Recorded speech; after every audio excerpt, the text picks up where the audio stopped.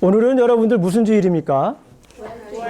네, 오늘은 부활주일입니다. 부활주일. 그래서 오늘은 부활주일에 관한 말씀을 전하도록 하겠습니다. 여러분들 부활이 뭡니까? 부활이 뭐죠? 예, 다시 살아나는 것. 예, 부활이라고 하는 것은 잘 말씀하셨습니다.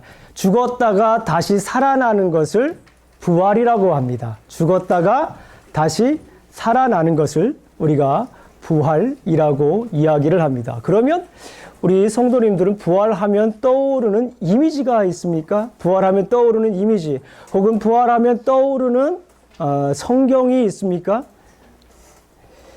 저는 부활하면 오늘 본문이 본문이 생각이 납니다. 어쩌면은 내내 부활절 되면 이 성경 본문 가지고 설교할지도 모르겠어요.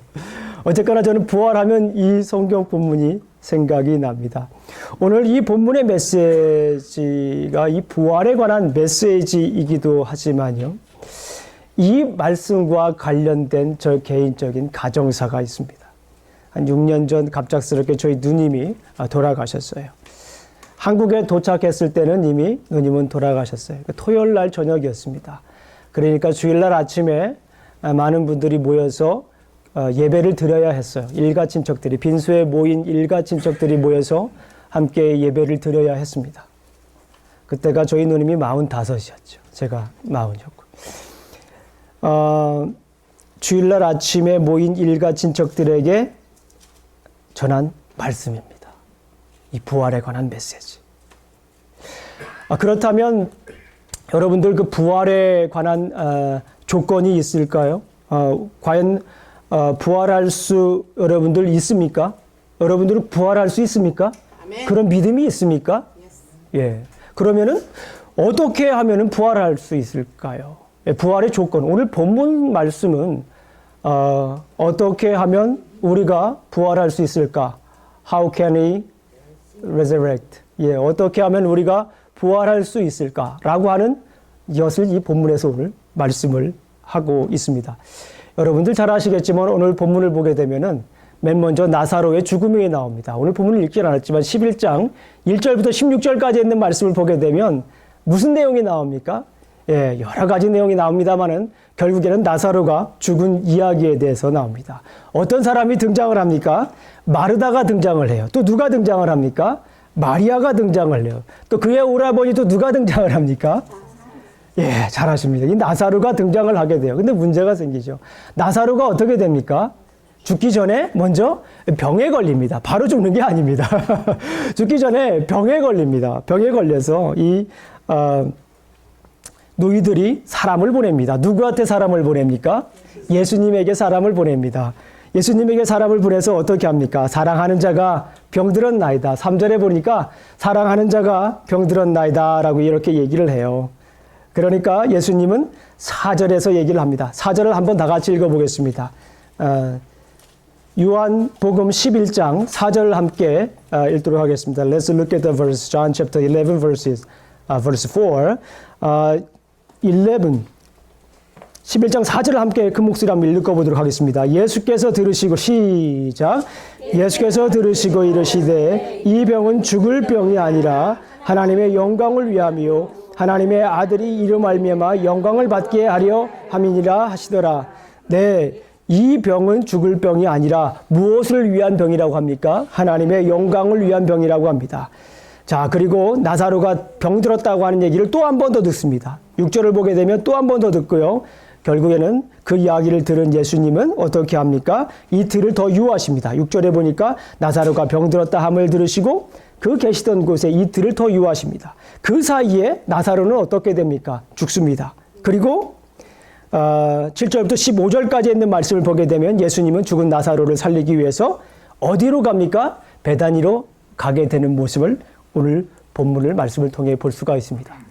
자, 그리고 다시 후반부로 갑니다. 전반부로 후반부에 보게 되면 우리 잘 아시는 것처럼 나사로가 어떻게 됩니까? 나사로가 부활합니다. 나사로가 어떻게 했다고요?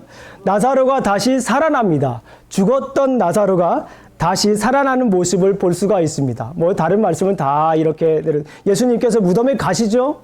무덤에 가서 예수님께 뭘 하십니까? 예수님께서 기도를 합니다. 기도하라는 모습이 이제 41절부터 42절까지 예수님이 기도하는 그런 모습이 나옵니다.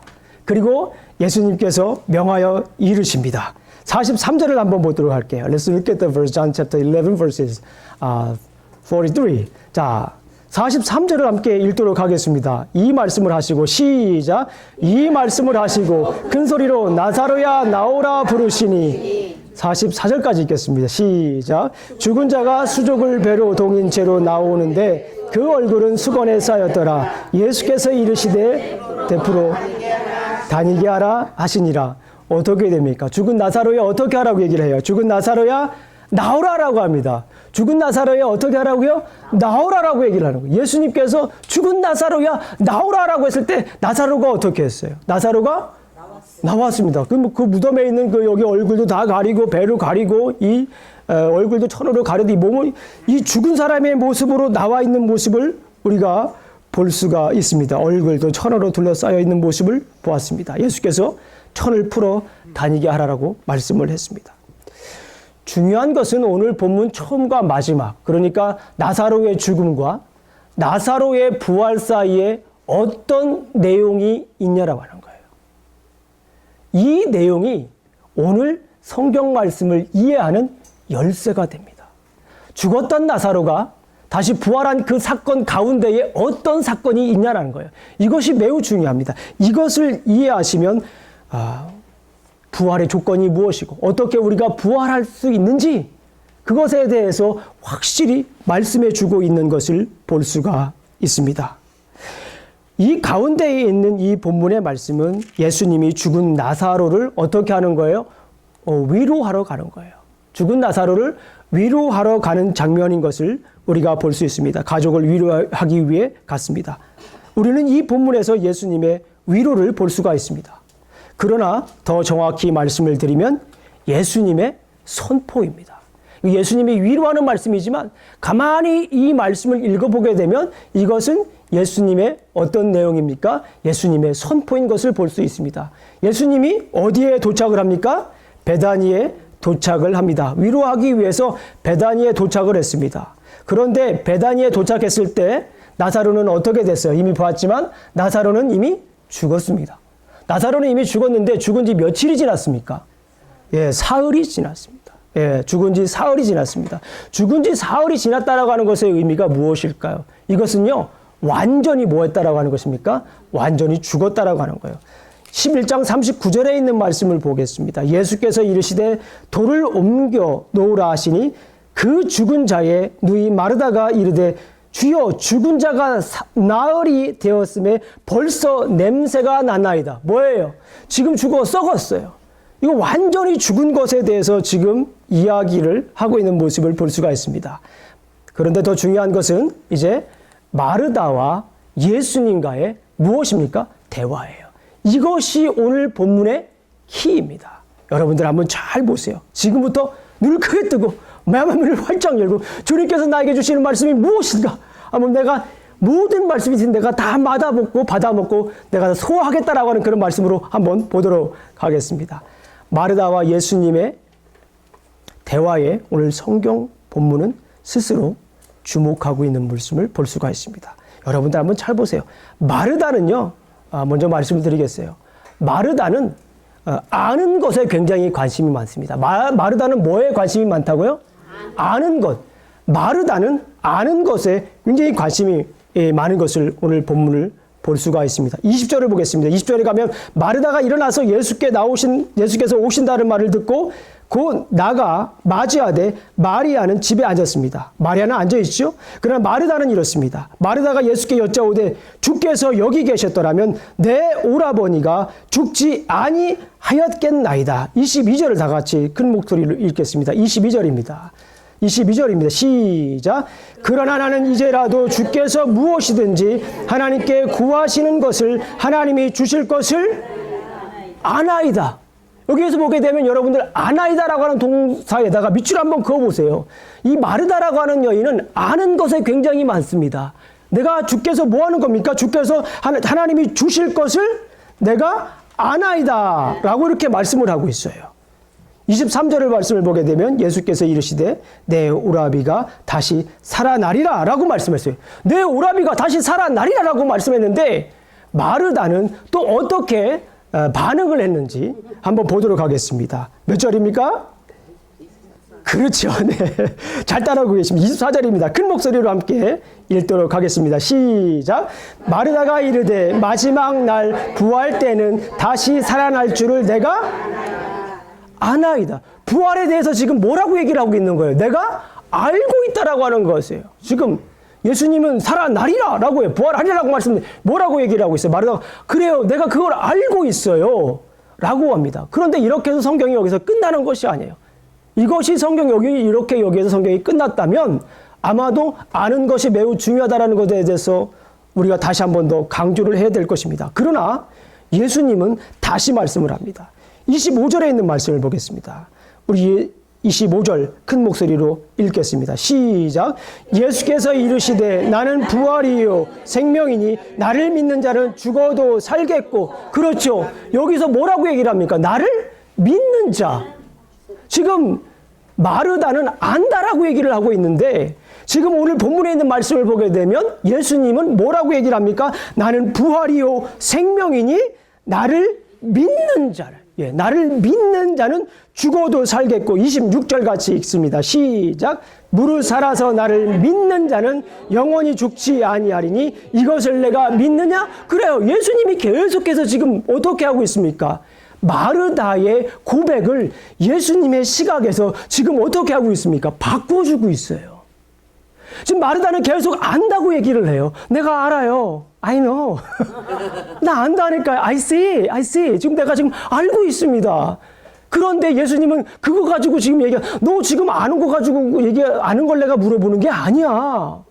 예수님은 지금 뭐라고 네가 정말 그것을 믿고 있는 거야? 지금 그 말씀을 하고 있는 거예요. 나는 부활이고 생명이니 나를 믿는 자를, 예수님이 나를 아는 자라고 얘기하지 않았어요. 나를 아는 자라고 얘기하지 않고 나를 믿는 자는 죽어도 살겠고 무릇 살아서 나를 아는 자가 아닙니다. 무릇 살아서 나를 아는 자가 아니라 무릇 살아서 나를 믿는 자. 그렇죠. 착착 맞습니다. 나를 뭐 하는 자입니까? 믿는 자. 나를 아는 자가 아니라 나를 믿는 자는 영원히 죽지 아니니 네가 이것을 아느냐?가 아니죠. 네가 이것을 뭐 하냐? 믿느냐? 예수님은 지금 계속해서 강조하고 있는 것이, 관심을 가지고 있는 것이 뭐냐면 아는 것이 아니에요. 믿는 것입니다. 믿는 것. 믿는 것에 대해서 얘기를 계속하고 있는 거예요. 그러면서 여기에 써있지는 않았지만 마르다가 참 깜짝 놀란 거예요. 내가 아는 것 가지고는 안 되는구나. 내가 예수님은 부활이요 생명인 것을 내가 뭐 해야 돼? 내가 아는 것으로 끝나는 것이 아니라 주님이 원하는 것이 지금 있구나 라고 하는 것을 여기서 알게 됐습니다. 여기 성경에는 없지만 그것이 바로 26절에 나와 있습니다. 26절에 있는 말씀을 우리 다 같이 27절입니다. 27절에 있는 말씀을 다 같이 한번 읽어보도록 하겠습니다. 시작. 이르되 주여 그러하외다. 주는 그리스도시요 사라상에 오시는 하나님의 아들이신 줄 내가 믿나이다. 그렇죠. 여기에서 내가 아나이다. 그전에는 계속해서 안다라고 고백을 합니다. 그런데 오늘 본문에 있는 말씀을 보니까 예수님이 나는 부활이요 생명이 죽어도 나를 믿는 자는 죽어도 살겠고 무릇 살아서 나를 믿는 자는 영원히 죽지 않는다라고 하는 말씀이에요. 그것을 내가 믿느냐라고 하니까 거기에서 이제 드디어 이 마르다는 아는 단계에서 믿음의 단계로 넘어가는 모습을 볼 수가 있습니다. 내가 그것을 주는 그리스도시요 살아계신 하나님의 아들인 것을 내가 뭐한다라고 고백합니까? 내가 믿나이다. 아멘. 여러분들, 마르다는 알매 관심이 많았지만 예수님은 믿음을 통해, 무엇을 통해서 얘기합니까? 믿음을 통해 구원을 선포하시는 모습을 볼 수가 있습니다. 알매서 믿음으로 변화된 모습을 오늘 볼 수가 있습니다. 무엇을 믿어요? 무엇을 믿죠? 주는 그리스도시요 살아계신 하나님의 아들이라고 하는 것을 믿는 거예요. 여러분들, 아는 거하고 믿는 거하고 무슨 차이점이 있습니까? 아는 것은 무엇입니까? 내가 무엇을 해야 돼요? 언더스탠딩을 해야 됩니다. 그렇죠? 배우거나 경험을 통하여서 모르던 것을 내가 깨닫는 것을 안다라고 해요. 내가 이해한다라고 얘기를 합니다. 그죠? 그걸 내가 이해한다라고 하는 거예요. 내가 이해할 수 없으면 그거는 아는 것이 아닙니다. 그러나 믿는 것은 어떤 거예요? 믿는 것은 내가 이해하지 못해도 내가 믿을 수가 있는 것입니다. 믿는 것은 내가 신뢰하고 복종하는 것을 우리가 믿는 것이라고 말씀을 하는 거예요. 뭐 하는 것을 믿는 거라고요? 내가 신뢰하고 trust in God. 내가 신뢰하고 뭐 하는 거예요? 거기서 그치는 것이 아니라 follow Jesus Christ. 내가 예수님을 따라가는 거예요. 내가 예수님의 제자가 되는 거예요. 이것이 바로 믿음인 것입니다. 그것은 때로는 내가 이해가 되지 않을 수도 있어요. 오늘 본문은 이것을 말씀하고 있습니다. 다시 한 번 더 물어보겠습니다. 여러분들 오늘 본문 다른 것 말고요. 오늘 본문에서 얘기하는 것이 무엇입니까? 이것이에요. 여러분들 무엇을 믿습니까? 여러분들 무엇을 믿어요? 오늘 본문에 있는 말씀을 27절에 있는 말씀을 보니까 마르다가 깨닫고 고백을 하잖아요. 무릇 살아서 나를 믿는 자는 영원히 죽지 아니하느냐. 이것을 내가 믿느냐라고 물어봤을 때 주여 그러하외다. 27절에 있는 말씀을 보니까 주여 그러하외다. 주는 그리스도시요. 주는 그리스도시요. 세상에 오시는 하나님의 아들이신 것을 내가 믿나이다라고 이야기하는 것입니다. 주는 누구라고요? 그리스도시요. 예수는 그리스도. 오늘 우리 봉헌하며 찬양을 했습니다. 제가 좋아하는 찬양 중에 정말 좋아하는 찬양 중에 하나입니다. 오늘도 또 그 찬송하네라고 할 수도 있어요, 여러분들은요. 그러나 제가 너무너무 좋아하는 찬양이에요. 예수는 누구입니까? 그리스도입니다. 지존하신 주님 이름 앞에 다 무릎 꿇고 경배하는 거예요. 왜 그렇습니까? 예수는 그리스도이시기 때문에 그렇습니다. 아니 목사님, 이거는요 초등학교 때부터 배웠던 거예요 라고 하시는 분들, 이거는 초등학교 때 가면 예수는 그리스도인 것을요 이거 배우는데 그걸 뭘 그렇게 오늘 강조하고 있습니까? 라고 물어보실 수가 있습니다. 그런데요 당시 유대인들에게 이것은 신성모독입니다. 누구라고요? 당시 유대인들, 지금 우리 그리스도인 된 사람에겐 예수는 그리스도, 주는 그리스도시요 살아계신 하나님이라고 하는 것을 누구나 다 믿는 것이고 이것에 대해서 묵상을 하지만 당시 유대인들에게는 이것은 무엇이었습니까? 신성모독이었습니다. blasphemy against God. 이것은 신성모독이었기 때문에 유대인들에게는 거슬리는 말이었습니다. 왜냐하면 유대교에서 기다리던 메시아가 있었어요. 뭐가 있었다고요? 메시아가 있었습니다. 메시아가 있었는데 그 메시아는 다윗 계통의 메시아, 다윗처럼 이스라엘을 회복할 정치적인 해방자, 정치적인 구원자를 이스라엘들은 메시아로서 기다리고 있었던 거예요. 그러니까 지난주에 우리가 살펴봤던 것처럼 낙이 타고 따그닥 오시니까 이스라엘 백성들이 환호를 하면서도 뭔가 이상한 거예요. 웬일이지? 강남 스타일도 아니고 이럴 수도 있단 말이에요, 여기에서. 그런데 우리가 당시 사람들은 여기에서 무엇을 기대했냐면 예수님은 당시 로마의 압박으로부터 이 다윗과 같이 영도적인 왕이 태어나서 이 해방자, 구원자를, 그런 메시아를 지금 기다리고 있었던 것을 우리가 알 수 있습니다. 마치 이사야서 9장 6절에 있는 말씀처럼 기묘라 모사라, 전능하신 하나님, 영존하시는 하나님, 평강의 왕, 그런 왕이 오시기를 지금 기다리고 있는지도 모르겠어요. 그들이 바라던 구원자, 그들이 바라던 해방자가 예수님은 아니었습니다. 선지자 중에 한 사람으로 생각하기도 했습니다. 여러분들 잘 아시는 것처럼 예수님이 제자들에게 중간고사를 봅니다. 믿을 텀을 봐요. 여러분들만 시험 보는 게 아니에요. 제자들도 시험을 봤습니다. 제자들을 시험을 보는데 이 시험 문제가 이렇습니다. 사람들이 인자를 누구라 하느냐? What do people say? The Son of God. 예, 사람들이 인자를 누구라 하느냐 이렇게 물어보니까 뭐라고 대답을 합니까?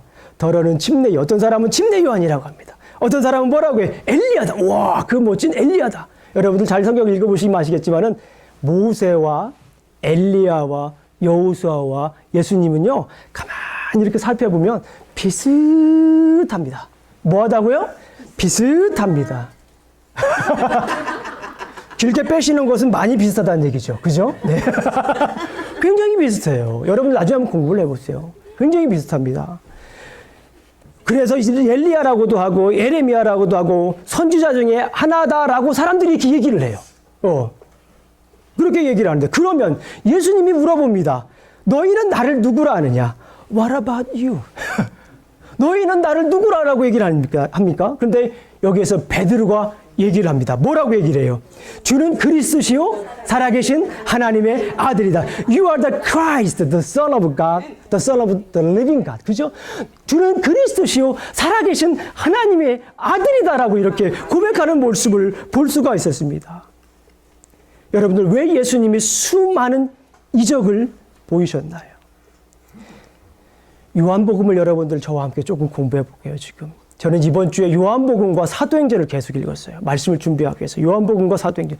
요한복음은 크게 두 개로 나눌 수 있어요. 앞에 부분과 뒤에 부분은 무슨 얘기입니까? 처음부터 1장부터 12장까지는요. 세상에 빛이 이렇게 왔는데 어둠이 그 빛을 이해하지 못해요. 여러분들 지금 이해하시는 거예요? 세상에 빛으로, 예수님이 이 세상에 빛이 오셨어요. 예수님이 이 세상에 빛과 생명으로 오셨습니다. 1장 4절에 있는 말씀을 보게 되면 예수님이 이 세상에 빛과 생명으로 오셨습니다. 그런데 세상에 있는 사람들은 그 예수님에 대해서 어둠이 그 빛을 알지 못하는 거예요. 어둠이 그 생명을 알지 못하는 거예요. 그래서 예수님은 무엇을 보여줍니까? 이적을 통해서. 이적을 통해서 계속해서 보여줍니다. 1장부터 12장까지는요. 몇 가지 기적이 나올까요? 네? 한번 맞춰보세요. 몇 가지 기적이 나옵니까? 요한복음은 참고로 7이라고 하는 숫자를 굉장히 좋아합니다. 몇 가지 기적이 나올까요? 7가지죠. 어떻게 하셨습니까? 7가지. 아이고. 다 알려주고서 그냥, 아이고. 네. 그런데 여러분들, 요한복음에서 이 7이라고 하는 숫자가 매우 중요합니다. 여러분들 복음서를 보게 되면 복음서는 처음으로 갈 때 아브람까지 가거나 누가복음을 가게 되면요. 족보로 쭉 올라가면 아담까지 가요. 그런데 요한복음을 읽어보면 어떻습니까? 태초에 말씀이 계시니라. 창세전으로 가요. 그렇게 스케일이 큰 요한복음이에요. 이 요한복음은 창세기와 같아요. 그런데 여러분들 세상을 하나님이 며칠 만에 창조하셨어요? 6일 만에. 그리고 7일째는 뭐 하셨습니까? 안식을 하셨어요. 7이라고 하는 숫자는요, 이렇게 새 창조를 의미하는 얘기예요. 새 창조를 의미하는. 세상에 빛이 오고 세상에 생명이 왔는데 그걸 알지 못하는 거예요. 알지 못하는 세상이에요. 그래서 예수님은 다시 이 세상을 완전히 회복시키기 위해서 새 창조하겠다라고 하는 그런 마음이 이 요한복음에 담겨져 있는 거예요. 이 놀라운 사건입니다. 그래서 I am, 나는 요한, 나는 누구다를 몇 번 합니까? 7번 해요. 그리고 기적을 7번 얘기를 합니다. 2장에서 보게 되면 물이 포도주가 되는. 그리고 4장을 보게 되면 왕의 신하가. 그리고 5장을 보게 되면 38년 된 중풍병자가 났죠. 6장을 보게 되면 5,000명을 일으키는 그런 기적이 있죠. 6장을 보게 되면 무리를 걷는 사건이 있습니다. 그리고 9장을 보게 되면 소경이 고침을 받습니다. 그리고 마지막으로 7번째 예수님께서 무슨 기적을 일으킵니까? 죽은 나사로를 살리는 것. 이게 마지막이에요.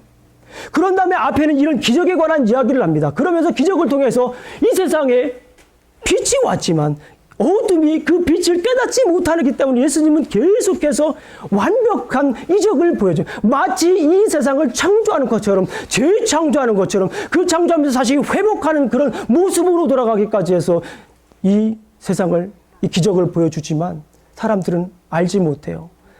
이 나사로에 관한 이야기 다음에 13장부터 20장까지는요, 마지막 21장까지는 영광의 책입니다. 영광의 책이에요. 예수 그리스도께서 어떻게 영광이 된가. 그리고 이 어둠 때문에 몰랐던 이 자녀들이, 예수님을 믿는 자녀들이 어떻게 하나님의 자녀가 되는 모습을 이 뒤에 부분을 계속해서 보여줘요. 그러니까 오늘 이 본문에 나와 있는 말씀, 왜 예수님은 이 수많은 이적을 보여주셨을까요? 왜 예수님은 요한복음을 이렇게 기록하셨을까요? 뭘 얘기하고 그런 것입니까? 뭘 얘기하기 위해서 그런 거예요? 예수는 그리스도이시다. 예수님은 무엇이다라고요? 예수님은 그리스도다라고 하는 것을 이렇게 보여주기 위해서 계속해서 이런 이적을 보여주는 거예요. 예수님은 죄에서, 정치적인 것에서 구원하려고 하는 것이라 그런 해방자가 아니라 우리를 죄 가운데에서 구원해 주시는 그런 뭐다라는 것입니까? 그런 메시아라고 하는 거예요. 그런 왕이라고 하는 걸 말씀하시는 거예요. 그런 선지자라고 하는 것을 말씀해 주시는 거예요. 그런 제사장의 역할을 하고 있다라고 하는 것을 말씀해 주고 있는 거예요. 메시아라고 하는 것은 무슨 뜻입니까? 메시아는 기름 부음 받은 자. 그래요. 이거는 헬라어의 메시아입니다. 히브리어는 마사흐라고 해요. 기름 부음 받은 자. 선지자가 기름 부음 받았죠. 왕이 기름 부음 받았죠. 제사장이 기름 부음 받습니다. 예수님은 이 땅에 오셔서 그런 역할을 하신 거예요. 그거를 계속해서 지금 예수님은 얘기하고 계시는 거예요. 예수님이 왜 십자가에 못 박혀 돌아가셨어요? 예수님이 왜 적대자들로 그렇게 고난을 받으셨습니까? 예수님이 왜 고통을 당하셨습니까? 예수님이 왜 이 땅에 오셨습니까? 이 얘기를 하려고 그러는 거예요. 나는 머사이아다. 나는 메시아다. 나는 살아계신 하나님의 아들이다라고 하는 것을 계속해서 보여주고 계시는 거예요. 이것을 믿는 사람이 어떻게 됩니까? 부활이 됩니다. 이것을 믿는 사람이 부활할 수 있어요. 이것을 아는 사람이 아닙니다. 이것을 아는 사람들이 얼마나 많아요. 머릿속에는 알고 있잖아요. 내가 그걸 알고 있잖아요. 그 얘기하면 어렸을 때부터 들은 이야기. 예수는 그리스도, 그게 뭐 이상한가요? 그러나 이 놀라운 메시지에 담겨져 있는 메시지가 있습니다. 예수는 그리스도이십니다. 예수는 우리를 죄 가운데 구원하신 그런 왕으로 오셨습니다. 그런 선지자로 오신 거예요. 그런 제사장으로 오신 겁니다. 구원자로 오신 것입니다.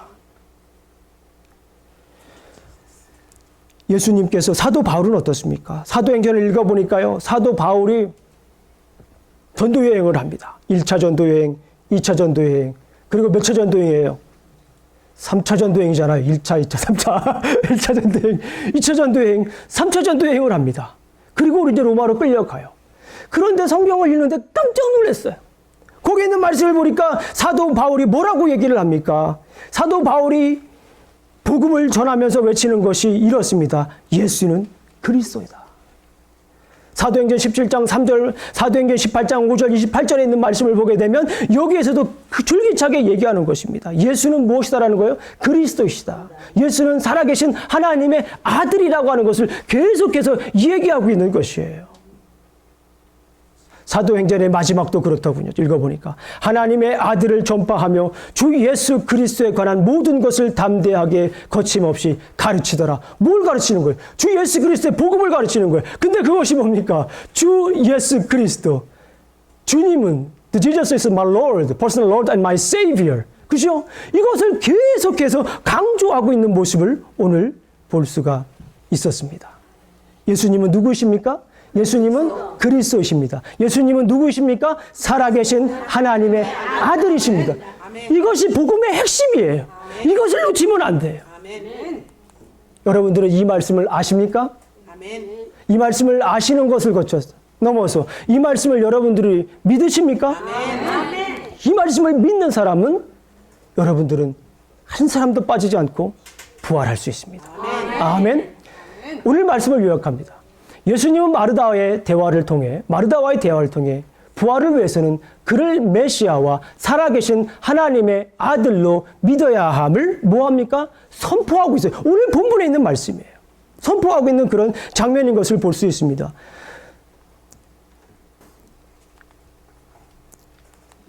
그래서 오늘 본문에 있는 메시지를 보게 되면 이렇습니다. 예수님에 대한 믿음은 우리를 영생에 이르게 한다. 아멘. 요한복음 3장 16절에 있는 말씀 우리 다 같이 한번 보도록 하겠습니다. 하나님이 세상을 이처럼 사랑하사. 자, 저와 함께 한번 해볼게요. 예, 자, 다 같이 시작. 하나님이 세상을 이처럼 사랑하사 독생자를 주셨으니 이는 저를 믿는 자마다 멸망치 않고 영생을 얻게 하려 하심이라. 아멘. 누님의 죽음을 맞이하기 전까지는요. 저는 오늘 이 본문에 있는 말씀이 솔직히 말씀을 드리면 그렇게 와닿지가 않더라고요. 솔직히 말씀을 드리면. 그런데 이 말씀을 토요일 날 저녁에 도착해서 다음날 아침에 우리 같이 예배 드리자. 작은 누님이 그래요. 같이 예배 드리자. 우리끼리 드리자. 친척들끼리 뭐 드리자.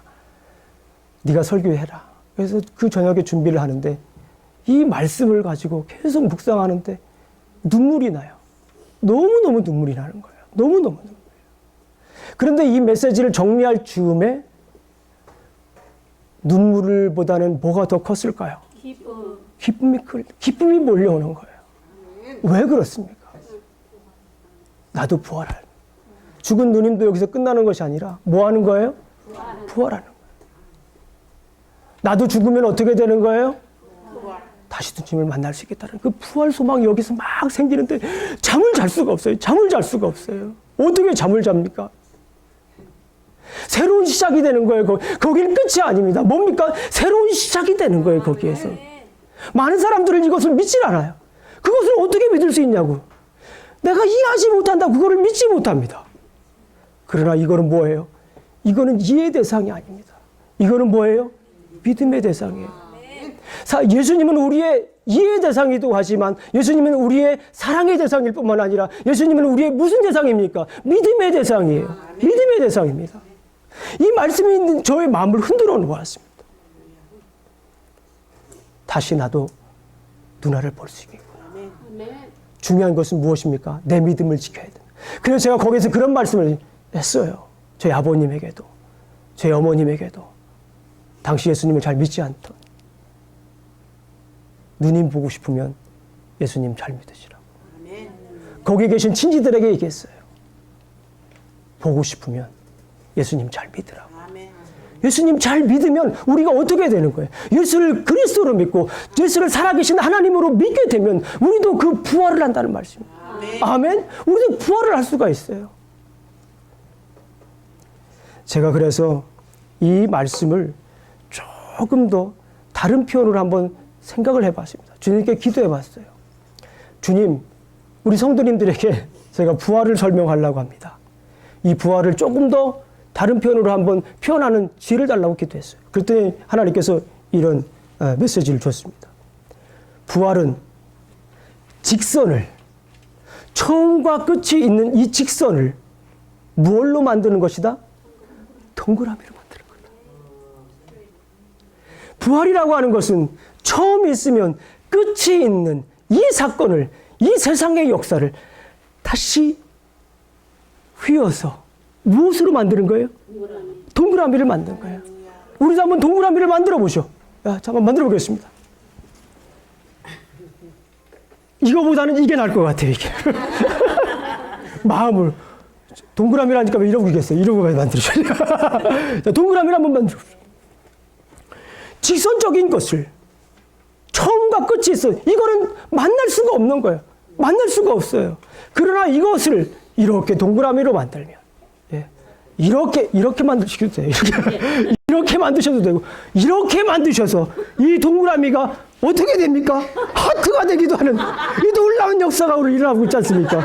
부활이라고 하는 것은 이거예요. 출생은 시작이고 죽음은 끝이라는 직선을 믿음으로 영생한다는 동그라미로 만드는 것입니다. 어떤 사람은 이런 얘기를 하면 그래요. 불교의 윤회하고는 어떻게 다른가요? 이렇게 꼭 해묻는 분들이 있습니다. 다릅니다. 굳이 설명을 하지 않겠습니다. 우리는 동그라미를 품고 사는 사람들입니다. 아멘? 우리는 화살표를 품고 사는 사람들이 아니에요. 직선을 품고 사는 사람이 아니라 우리는 뭐를 품고 사는 사람입니까? 동그라미를 품고 사는 사람들입니다. 다시 말씀을 드리면 영원을 품고 사는 사람들입니다. 예수 그리스도를 주로 시인하고 하나님의 아들이라고 한 것을 믿게 되면 우리는 누구나 동그라미를 품고 살 수가 있습니다. 여러분들, 이제 우리는 동그라미를 품은 사람으로서 부활의 증인이 되어야 합니다. 사도들이 사도행전을 읽어보니까요. 사도행전을 읽어보니까 복음서하고는 또 너무 달라요. 복음서를 읽어보면요. 예수님의 제자들이 예수님을 올바로 이해했다, 못했다. 1번 이해했다, 2번 이해 못했다. 끝까지 이해를 못해요. 복음서를 보게 되면 예수님의 제자마저도 끝까지 예수님을 이해하지 못합니다. 오해해요.